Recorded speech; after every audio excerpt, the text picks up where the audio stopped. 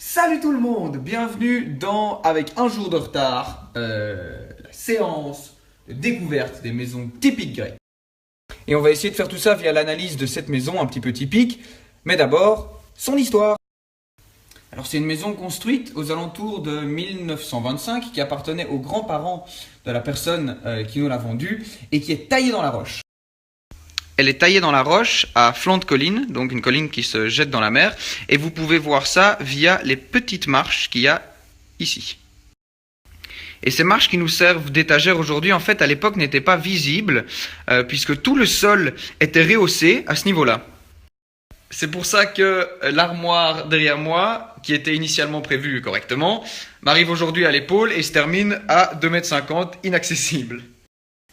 Et tout ça s'explique parce que les maisons ici sont relativement petites et que le papy grec de base adore faire plein de petites pièces. Plein.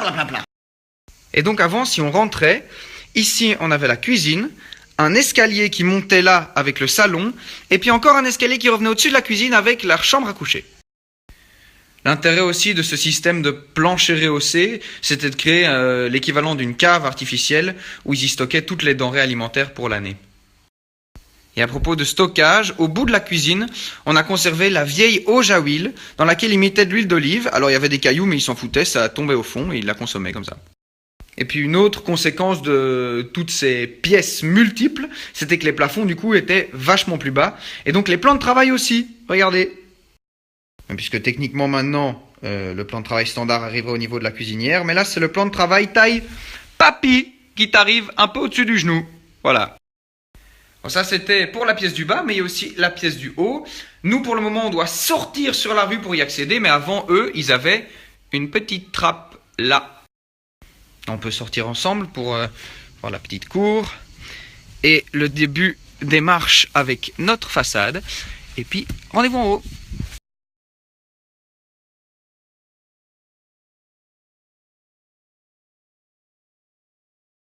Et on est maintenant dans la pièce du haut, qui servait aussi de chambre à coucher, qui était divisée en 3 à l'époque, et qui ressemble à ça actuellement, avec une belle vue. Et après avoir acheté la maison, ce que ma mère et mon beau-père ont essayé de faire, c'est de conserver le plus possible le style grec. C'est pour ça qu'on a gardé leur vieille table, leur vieille malle, leur système d'armoire encastré dans la roche, mais aussi leur système d'accroche avec leurs clous, puisque les Grecs adorent les clous, ils pendent tout. Sans déconner, dans la nouvelle maison, avant de nettoyer les murs, on a compté le nombre de clous qu'il y a dans la pièce dans laquelle on fait les travaux. Il y en avait, je crois, 35 sur une pièce de 5 mètres sur 5.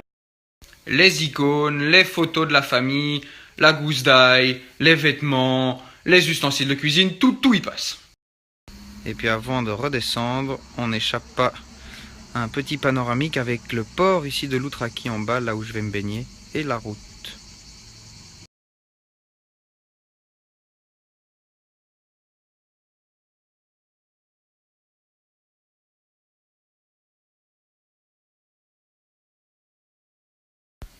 Et alors, il y a une histoire intéressante ici sur cette île à propos des grands-parents et du système d'héritage, puisqu'ils ont un système matriarcal.